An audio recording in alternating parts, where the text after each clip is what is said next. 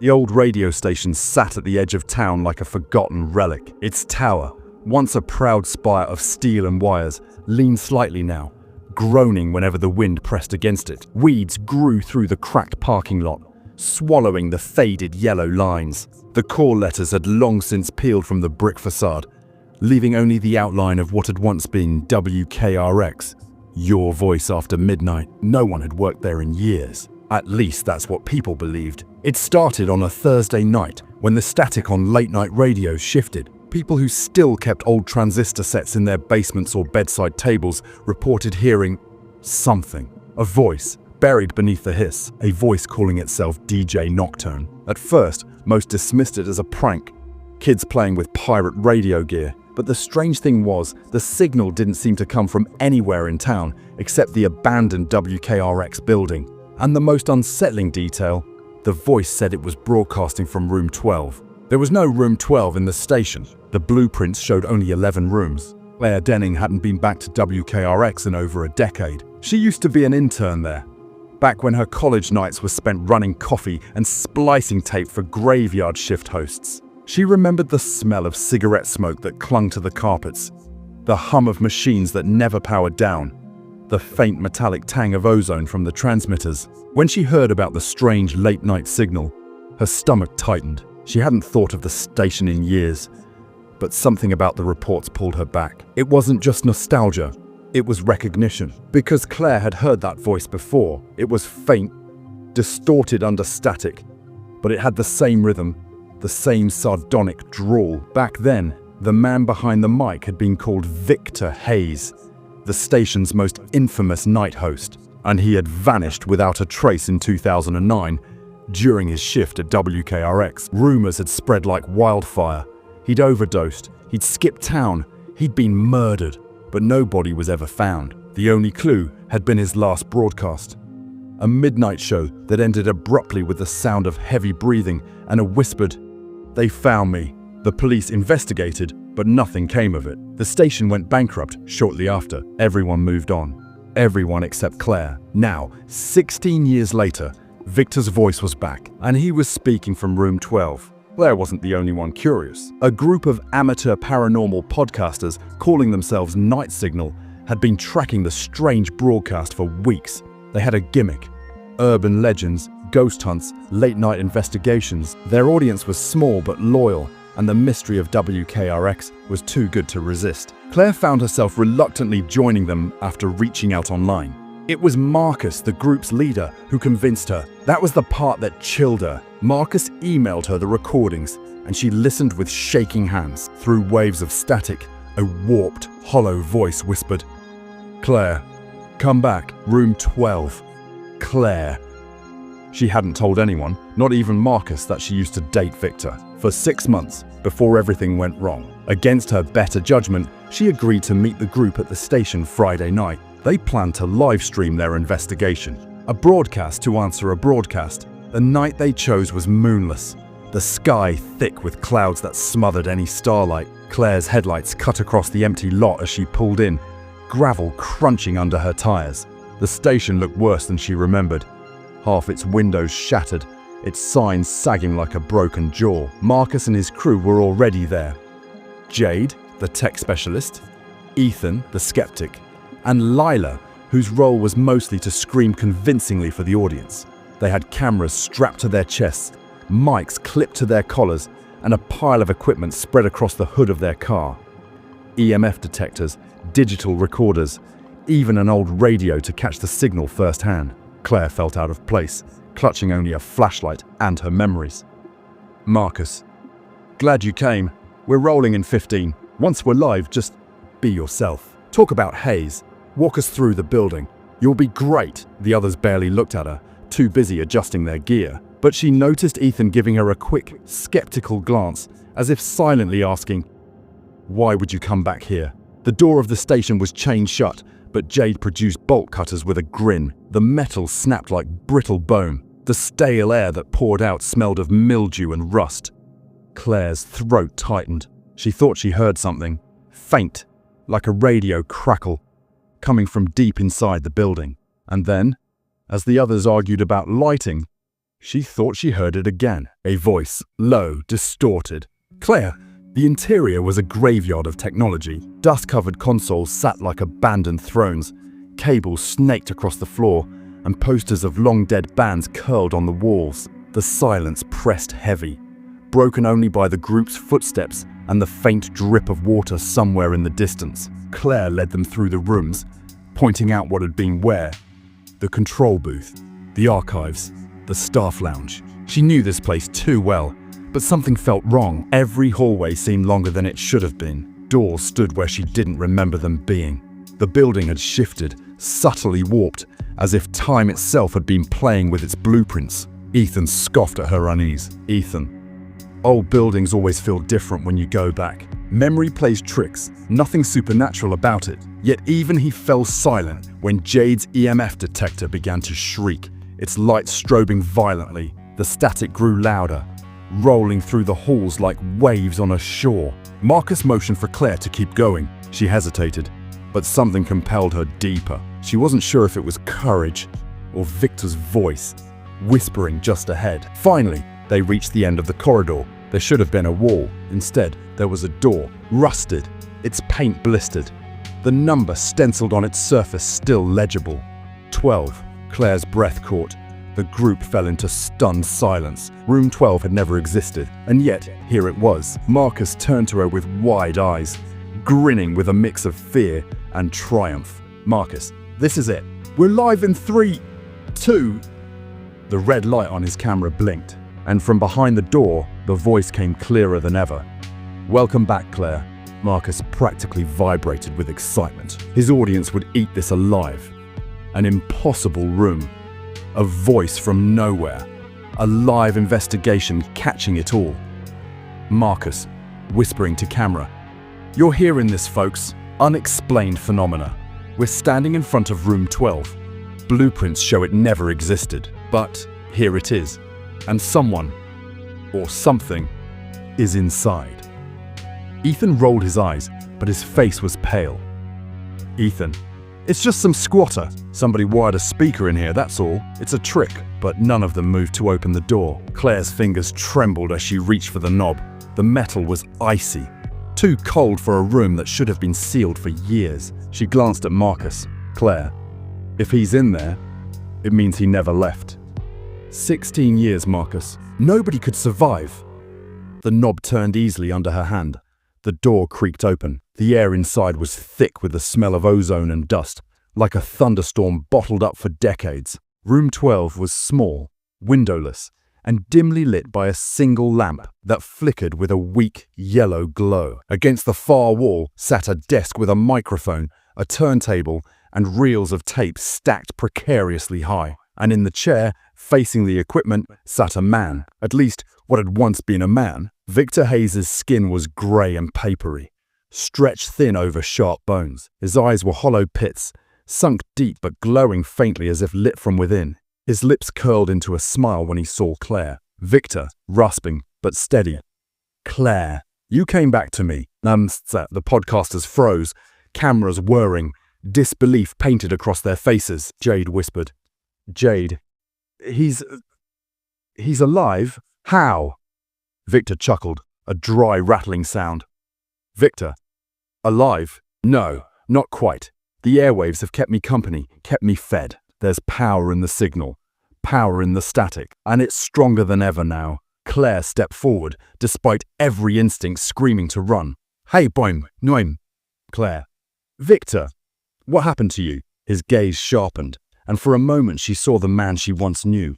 "Victor, they found me, the ones in the noise. I tried to fight them, but they dragged me into the broadcast. And now, I'm part of it, part of them." The equipment around him flickered to life on its own. Dials spun, meters twitched, reels began to turn. Static hissed from the speakers, growing louder, shaping itself into whispers. Dozens of voices overlapping, pleading, weeping, screaming. Marcus, ever the showman, tried to keep his composure for the live stream. And Marcus to camera. "You're hearing this. We are documenting something unprecedented. Actual communication with..." "What? The dead? Another dimension? This is..." The microphone on the desk crackled. "We're waiting, Claire. Not Victor's voice. A chorus, hundreds of voices speaking as one, layered like broken glass. Claire's knees weakened. Claire. Victor, turn it off, please. Victor only leaned closer to the mic, his lips barely moving. Victor. They want you, Claire. You're the reason I stayed. They said, if you came back, I could leave. I could be free. The static roared. The lamp sputtered. Jade's EMF detector went wild, shrieking. Ethan's camera cut out, screen flooding with jagged white lines, and then the door slammed shut behind them. Panic surged through the group. Lila hammered at the door, screaming. Ethan cursed, fumbling with the knob, but it wouldn't budge.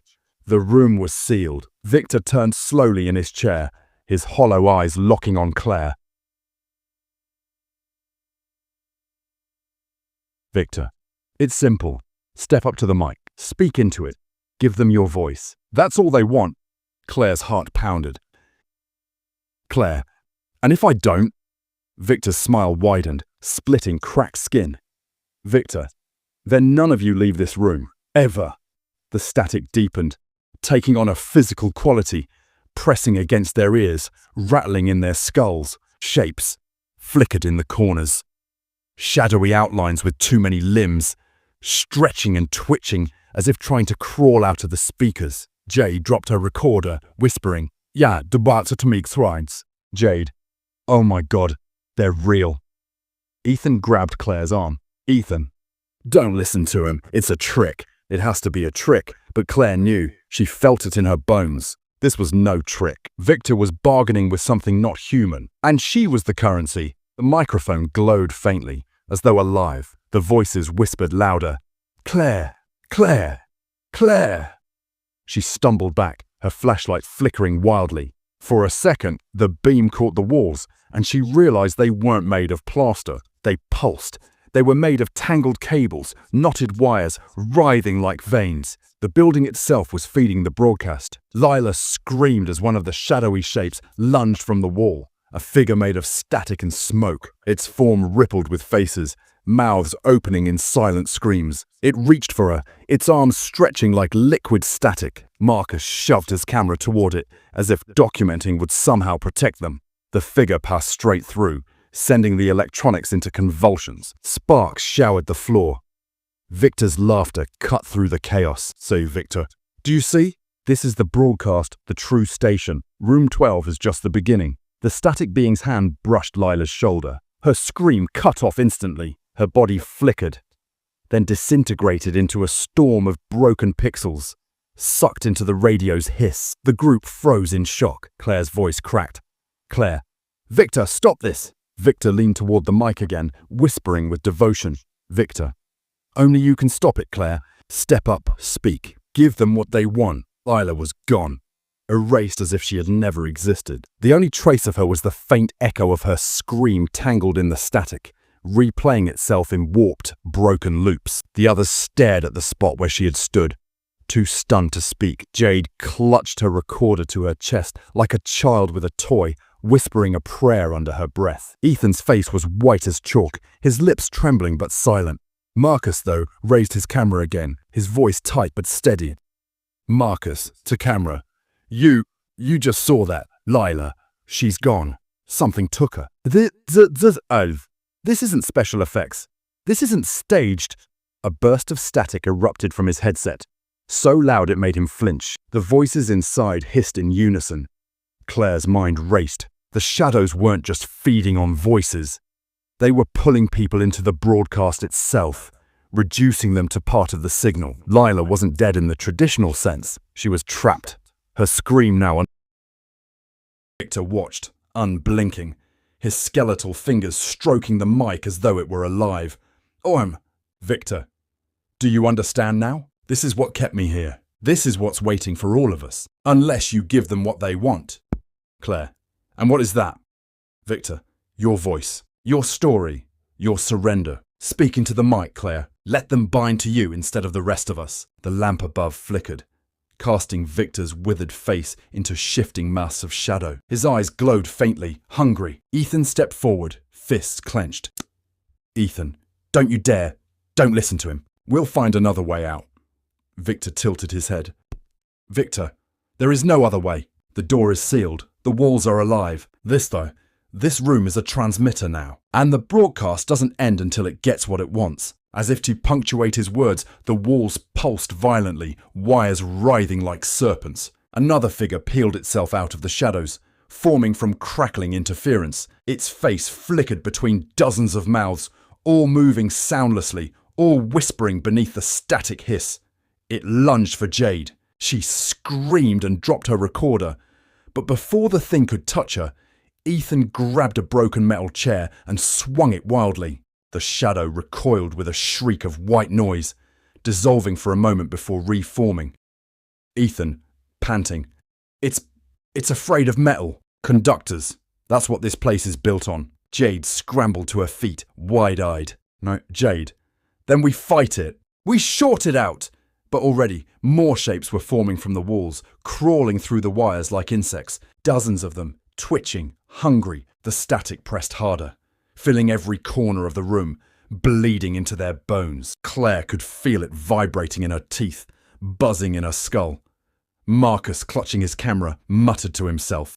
Marcus, this is gold. This is history. Do you understand what kind of numbers we'll get? Ethan spun on him, furious. Ethan, numbers! Lila's gone, and you're worried about views. But, before Marcus could respond, one of the shadows lunged at him. He shrieked, the camera tumbling from his hands. The thing wrapped around him like smoke, and in a flash of blinding static, Marcus too was gone. His voice joined the chorus, looping endlessly in the hiss.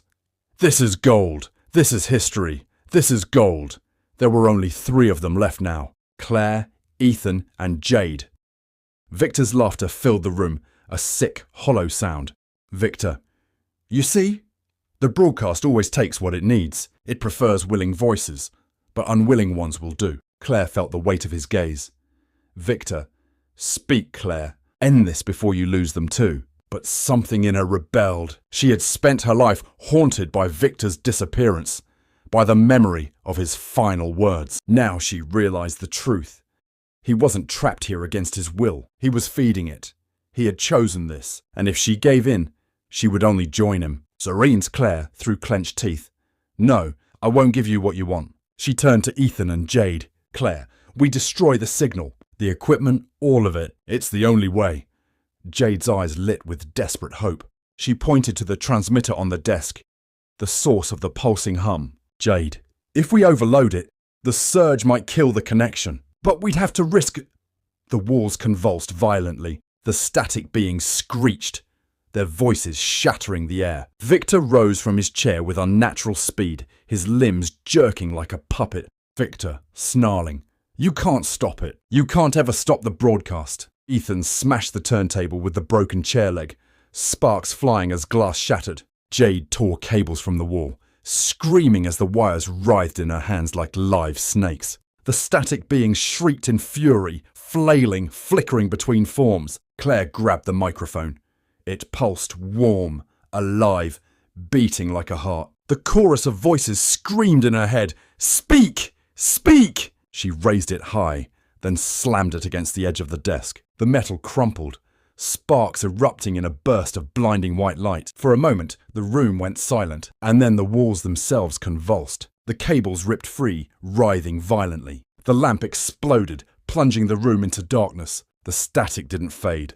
It screamed, a sound so loud and violent it felt like her eardrums were tearing. Victor staggered, his body flickering like bad reception, his voice fractured, splitting into dozens of overlapping echoes. Victor, you've doomed us all. The shadow shrieked as the equipment sparked and burned, the entire room trembling as if the building itself were collapsing. Ethan grabbed Claire's hand. Ethan, we have to run, now! The door that had sealed them in shuddered. For the first time, it was open a crack, light spilling through. Jade pulled them toward it, her face streaked with blood and dust. Behind them, Victor screamed, not in pain but in rage. Victor, Claire, don't leave me. You owe me this. But she didn't look back. They pushed through the door, into a hallway that wasn't the hallway they remembered. The hallway was wrong. When Claire, Ethan and Jade stumbled through the door, they expected to find the familiar corridor of the old radio station. Instead, they were inside a tunnel of wires and humming static. The walls pulsed with light, cables woven like veins, shadows twitching behind them as if something enormous moved just out of sight. It wasn't a building anymore. It was the broadcast. Jade gasped, clutching her bleeding hand. Jade. This isn't real. This can't be real. Ethan shook his head, wide-eyed. Ethan, it's real. We're inside the signal. It pulled us in. Claire pressed her palms to her ears, but it was useless. The static wasn't sound anymore. It was inside her, vibrating in her bones, whispering her name in endless, overlapping tones. Soy Claire toi Clara. Claire. She stumbled forward, every step pulling her deeper. The tunnel seemed endless, bending in impossible angles. The glow from the walls painted everything in sickly green light, and sometimes in flashes she saw faces pressed into the wires, familiar ones, Lila, Marcus, Victor, and others too.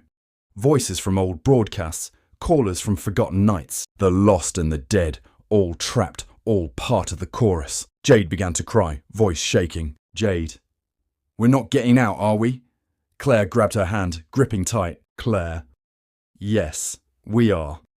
We just have to find the source. Every signal has a transmitter. If we kill it, we break free. The tunnel widened into a vast chamber that pulsed with energy. At its center was a massive radio tower, far larger than the one outside the building. Its cables stretched upward into darkness, vanishing into a void where no ceiling should exist. The base of the tower throbbed like a living heart. Every pulse released a wave of static that rippled through the chamber, and chained to the tower, suspended by cables wrapped tight around his body, was Victor, or what remained of him. His body flickered between flesh and static, his mouth open in a scream that never ended, endlessly looping into the airwaves. His hollow eyes locked on Claire the moment she entered. Victor, echoing, distorted.